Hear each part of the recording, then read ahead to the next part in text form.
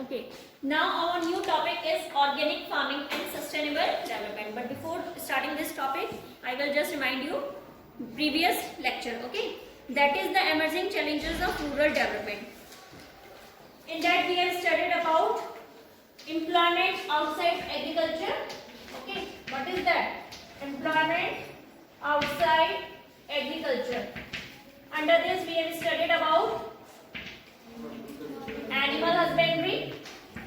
Okay, next animal husbandry, next is fisheries, then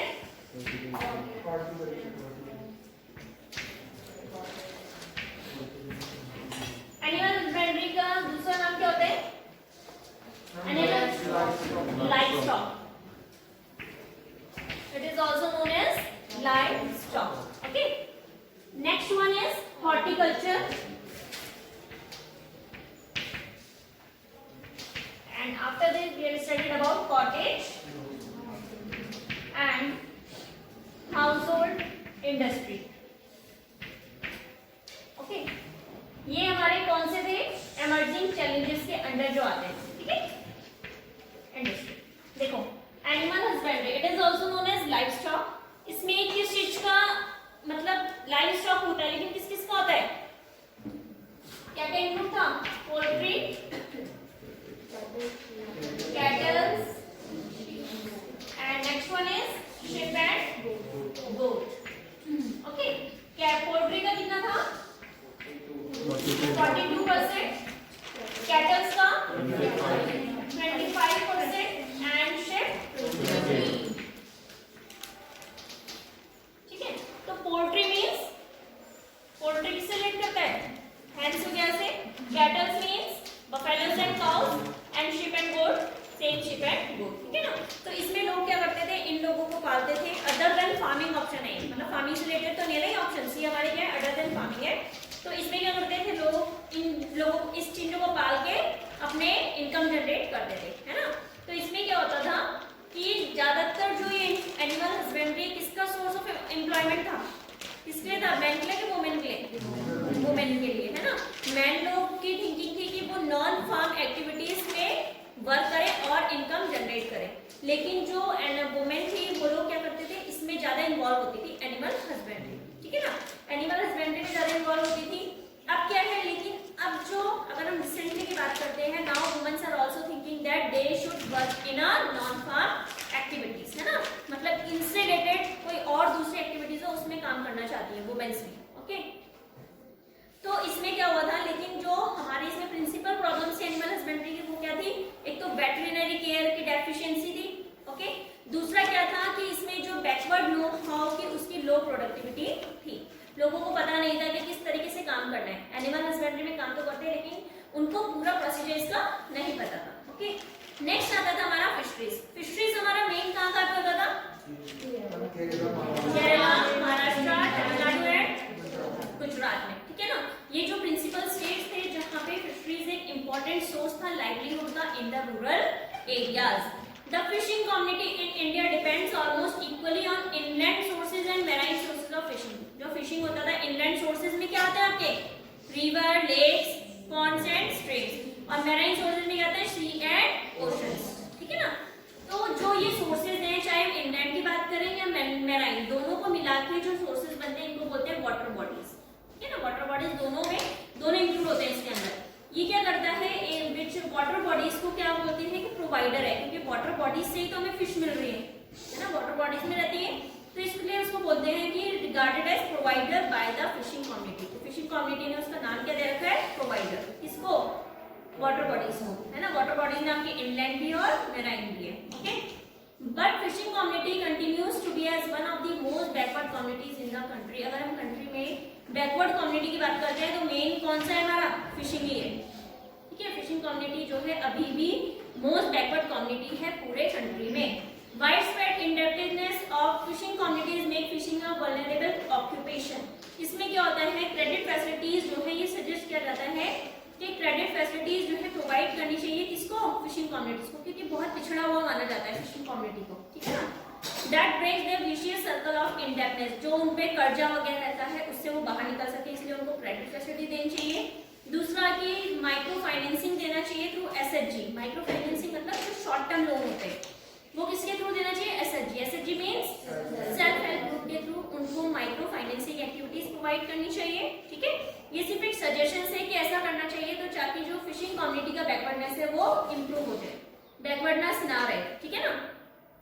fishing technology भी upgraded and made available to the fishing community, मतलब fishery technology को upgrade किया जाए और उसको अवेलेबल किया जाए किसको? फिशिंग कम्युनिटी को। ठीक है, इसके बाद हम लोगों ने किया था हॉर्टिकल्चर। हॉर्टिकल्चर मींस इसमें कौन कौन सी क्रॉप्स इंक्लूड होती हैं?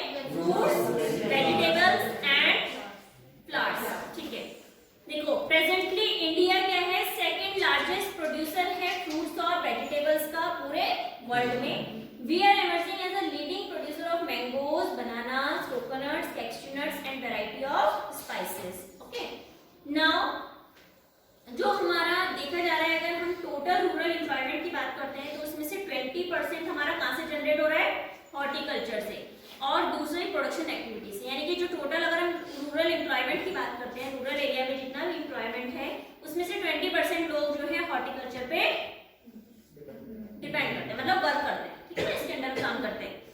तो इसके बाद हमारा जो नेक्स्ट था वो है हमारा cottage and house hold industry. हमने ये भी पढ़ा था कल। तो cottage and house hold industry मतलब ये ट्रेडिशनल सोर्स है नॉन फार्म प्रोडक्शन एक्टिविटी का।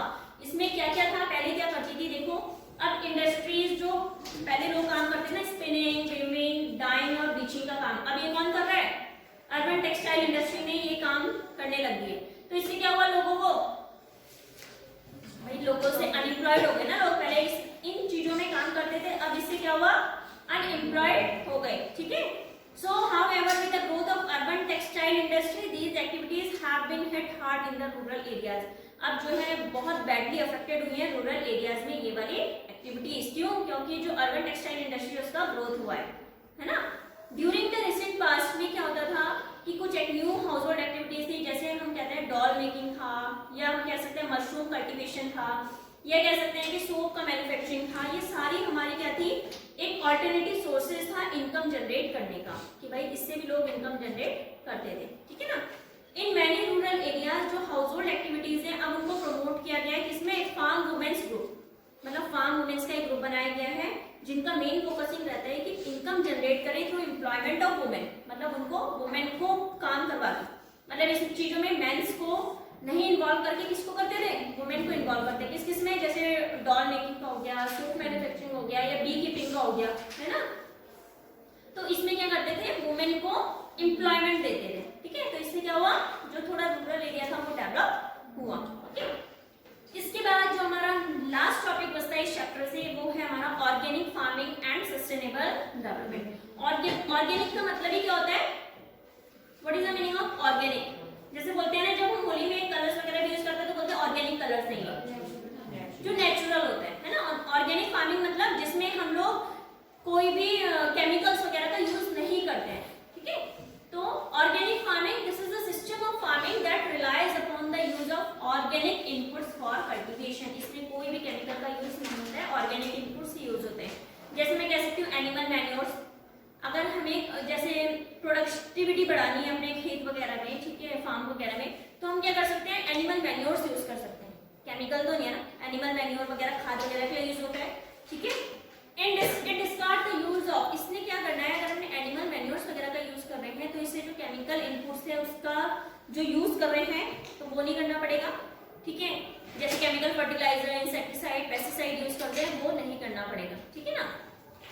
अब इसमें देखो जो हमारा मेन आता है वाई ऑर्गेनिक फार्मिंग, क्यों करें हम ऑर्गेनिक फार्मिंग, क्या जरूरत है उसकी ऑर्गेनिक फार्मिंग? तुम्हें लगता है कि हमें ऑर्गेनिक फार्मिंग करनी चाहिए? Is it necessary? So what should be the reason? क्या रीजन हो सकता है उसके बताओ? बताओ, खुद से सोच के बताओ ना, तुम दिमाग लगाओ अपने आप के। अगर हम लोग केमिकल्स यूज नहीं करते हैं तो एक तो सॉइल फर्टिलिटी बढ़ी रहेगी, दूसरा हम लोगों को जो भी वेजिटेबल्स मिल रहे हैं, फ्रूट्स मिल रहे हैं, वो हमारे किससे मिल रहे हैं? फार्मिंग से ही मिल रहे हैं। अगर हम उसमें केमिकल्स यूज करेंगे तो यानी कि हम भी क्या खा रहे हैं? केमिकल ही खा रहे हैं। लेकिन अगर हम ऑर्गेनिक यूज कर रहे हैं तो यानी कि हमें ऑर्गेनिक चीजें मिल रही हैं। ठीक है,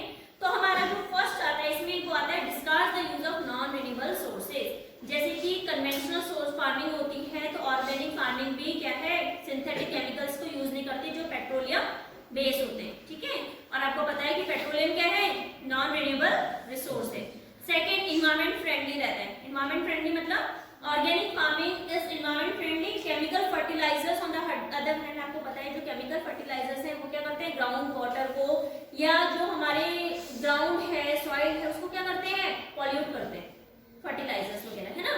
अगर हम ऑर्गेनिक फार्मिंग का यूज करेंगे तो उससे केमिकल फर्टिलाइजर्स क्या होंगे, यूज ही नहीं होंगे, ठीक है। वो जब यूज नहीं होंगे तो यानी कि हमारी जो सॉइल है, लैंड है, वो भी पॉल्यूट नहीं होगी, ठीक है, एनवायरमेंट फ्रेंडली।